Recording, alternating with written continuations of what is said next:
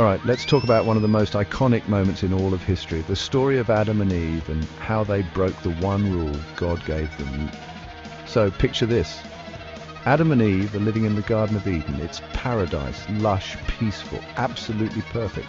God gives them just one simple command. You can eat from any tree in the garden except for the tree of the knowledge of good and evil. It sounds easy, right? But then along comes the serpent, crafty and persuasive. The serpent starts chatting with Eve, asking, "Did God really say you can't eat from any tree?"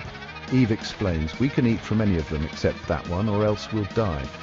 Here's where things get tricky.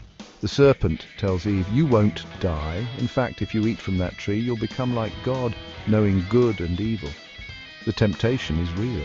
Eve looks at the fruit. It's beautiful, and she thinks about how wise it might make her.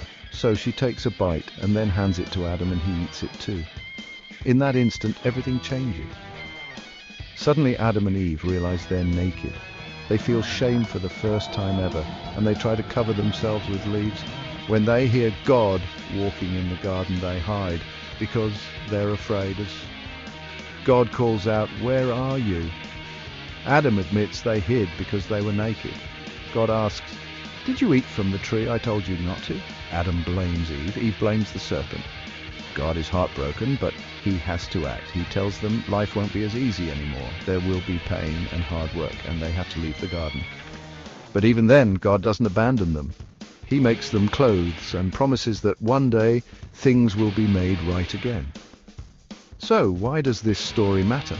Because it's not just about breaking a rule, it's about choices, trust, and God's grace, even when we mess up.